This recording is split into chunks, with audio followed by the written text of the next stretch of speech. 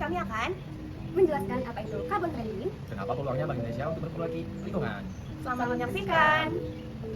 Carbon trading atau perdagangan karbon adalah sistem yang bertujuan untuk mengurangi emisi gas rumah kaca, terutama karbon dioksida atau CO2 yang menjadi penyebab utama pemanasan global. Di atmosfer, karbon dioksida berasal dari berbagai aktivitas manusia seperti pembakaran bahan fosil, industri, transportasi, dan deforestasi. Secara kimia, CO2 adalah senyawa yang terbentuk dari reaksi antar karbon dan oksigen saat proses pembakaran terjadi. Gas ini mampu menyerap panas atmosfer dan menyebabkan efek rumah kaca. Carbon trading bekerja dengan konsep cap and trade. Pemerintah atau lembaga internasional menetapkan batas maksimum emisi karbon yang boleh dihasilkan. Perusahaan yang menghasilkan emisi lebih rendah dari batas tersebut dapat menjual sisa kuotanya kepada perusahaan lain yang melebihi batas. Dengan sistem ini, perusahaan didorong untuk mengurangi emisi karena jika berhasil menurunkan emisi, mereka bisa mendapatkan keuntungan ekonomi. Salah satu bentuk carbon trading adalah kredit karbon. Satu kredit karbon bisa setara dengan pengurangan 1 ton CO2 di semua atmosfer. Kredit ini bisa diperoleh melalui kegiatan seperti menanam pohon, konservasi hutan, atau penggunaan energi terbarukan. Lalu bagaimana sih peluangnya bagi Indonesia? Yang pertama, yaitu potensial alam sangat besar. Indonesia diperkirakan memiliki 75-80% karbon kredit dunia yang bersumber dari hutan tropis, mangrove, gambut, rumput laut, hingga terumbu karang.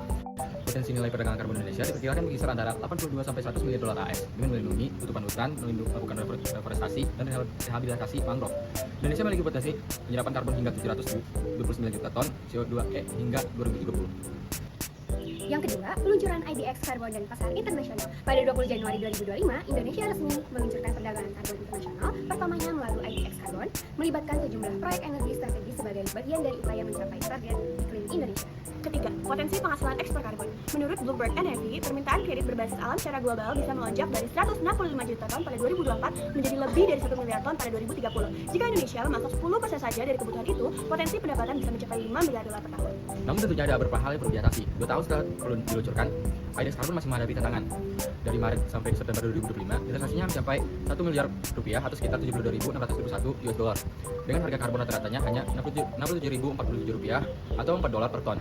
Kredit karbon Indonesia sering dijual di bawah 20 USD per ton, sementara kredit karbon berkualitas tinggi di pasar global bersekitaran 40-80 USD per ton. Persoalan utama Indonesia bukan pada kekurangan potensi, melainkan ketidakorkestrasi kebijakan yang tegas dan terintegrasi. Oleh karena itu, negara perlu hadir sebagai pertama regulator, yaitu menetapkan standar harga dan verifikasi. Yang kedua, agregator, mengonsolidasikan proyek karbon nasional. Dan yang ketiga, beneficiary utama untuk memastikan penerimaan negara yang optimal. Sekian dari kami. Wassalamualaikum warahmatullahi wabarakatuh.